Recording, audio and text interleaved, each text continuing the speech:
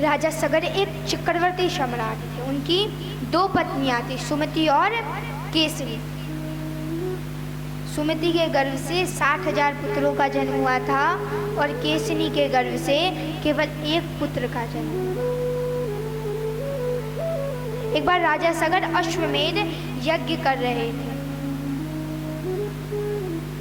किंतु उनके यज्ञ का अश्व इंद्र चुरा कर ले जाता है। तब सुमति के गर्भ से उत्पन्न हुए 60,000 पुत्रों को राजा सगर अश्व ढूंढने के लिए भेजते हैं। जब कहीं अश्व नहीं मिलता है तो उन 60,000 बालकों ने पृथ्वी को खोद ईशान कोल में महर्षि कपिल के आश्रम में पहुंच गए। वहां उन्होंने अश्व को बंधा देखा तो उन्हें लगा कि महर्षि कपिल चोर है, यही वहां से अश्व चुरा कर लेकर आए होंगे।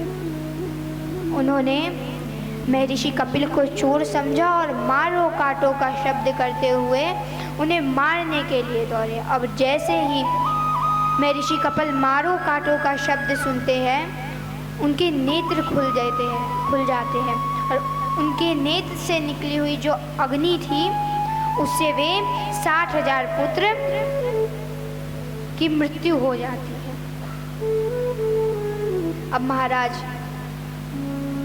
इधर जब कई दिनों तक 60,000 पुत्रों का और अश्व का पता नहीं चलता है, तब राजा सगर ने अपनी दूसरी पत्नी केसरी के गर्भ से उत्पन्न हुए 1 पुत्र, उसका नाम क्या था, असमंजस, को यज्ञ का अश्व ढूंढने के लिए भेजते हैं। महाराज असमंजस जन्मजात योगी थे, वे घर त्यागना चाहते थे, किंतु वे ऐसा कार्य करते तो पिताजी नाराज हो जाते, इसलिए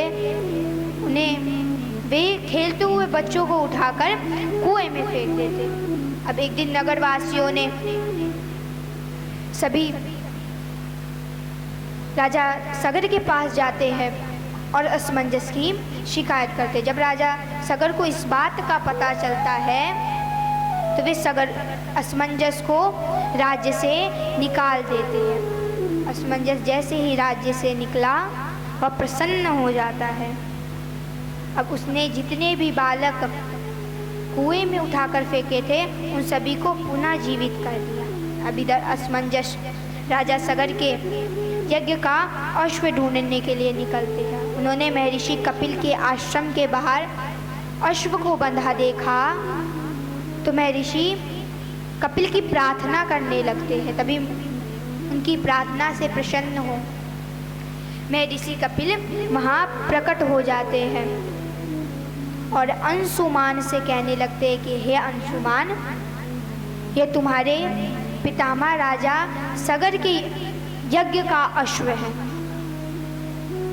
राजा सगर के यज्ञ का अश्व है, तुम इसे ले जाओ। और ये जो भस्म इकट्ठी दिखाई दे रही है यह तुम्हारे चाचाओं की भस्म है। तुम्हारा चाचा शाप के कारण भस्म हो गए हैं तथा तुम इनका उद्धार चाहते हो तो इस पृथ्वी पर माँ गंगा को लेकर आओ। अब वह अश्व पितामह को अंशुमान ने सौंपा और गंगा जी को लाने के लिए तप करने लगते हैं। जब कई वर्ष तप करते करते हो गए किंतु माँ गंगा प्रसन्न नहीं होती है तो अंशुमान का प्राणांत हो जाता है। अंशुमान से दिलीप हुए। दिलीप ने भी कई वर्षों तक तप किया किंतु तप करते करते पूरा जीवन बीत गया, माता गंगा नहीं आई इस पृथ्वी पर, उनका भी प्राणांत हो जाता है। अब दिलीप के बाद आते हैं भागीरथ। इन्होंने ऐसा तप किया कि माता गंगा प्रसन्न हो जाती है, वे इनके सामने प्रकट हो जाती है और कहने लगते कि भागीरथ, मैं तुम्हारे साथ पृथ्वी पर चलने के लिए तैयार हूँ किंतु मेरी 2 समस्याएं हैं। भागीरथ कहते बताइए आपकी वो 2 समस्याएं क्या है। तो माता गंगा कहती है मेरी 2 समस्या ये है कि पहली समस्या कि जब मैं पृथ्वी पर गिरूंगी तो मेरे तीव्र वेग को कौन धारण करेगा। और जब मेरे तीव्र वेग को कोई धारण नहीं करेगा तो मैं पृथ्वी को फोड़ रसातल में चली जाऊंगी। और दूसरी ये कि मैं पृथ्वी पर गई तो पृथ्वी के पापी लोग अपना पाप मुझ में धुलेंगे, जिससे मैं अपवित्र हो जाऊंगी। तो भागीरथ कहते बस इतनी सी बात माता गंगा, बस इतनी सी बात। तो आप संत महात्माओं, भगवान के प्रेमी भक्त संत महात्माओं के अंगों का स्पर्श करेगी तब आप पुनः पवित्र हो जाएंगे। और बात रही कि आपको धारण कौन करेगा, तो आपको भगवान शंकर अपनी जटाओं में धारण करेंगे। इस प्रकार माता गंगा को ऐसा कहकर भागीरथ भगवान शंकर का तप करने लगते हैं।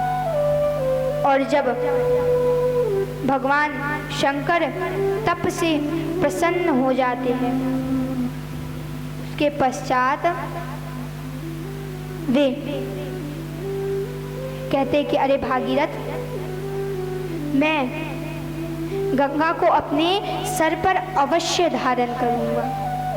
यहाँ पर भगवान शंकर भागीरथ से ऐसा कह देते हैं।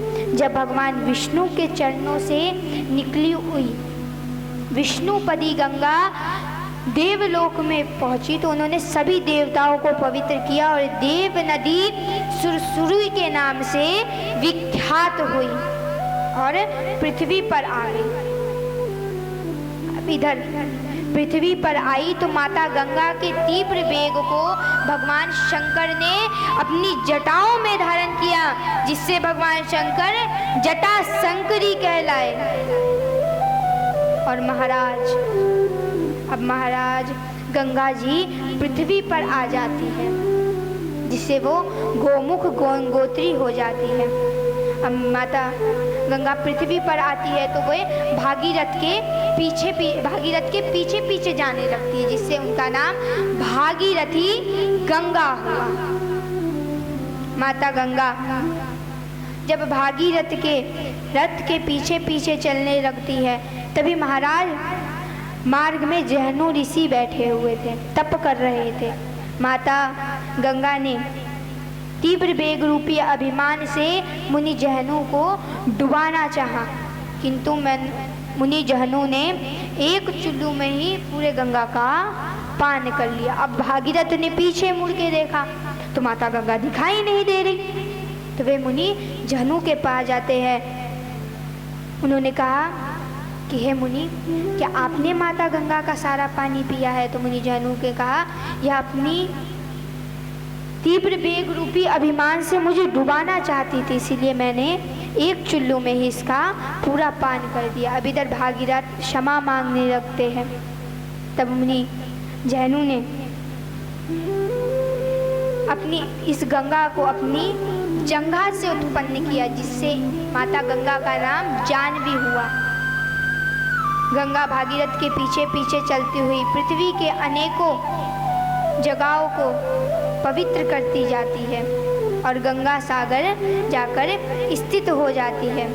भस्मी भूतांग संगे न शर्यात सगरात्मज और किम पुनः श्रद्धया देवीम ये सेवन्ते धितव्यता। जो मनुष्य दूर से ही माता गंगा इस प्रकार नाम का उच्चारण करने लगता है, तो माता गंगा का नाम लेते ही उसके समस्त पापों से वे मुक्त हो जाता है और भगवान विष्णु के वैकुंठ धाम को प्राप्त करता है। बोलिए भागीरथी गंगा की जय हो, देव नदी सुरसुरी की जय, विष्णुपदी गंगा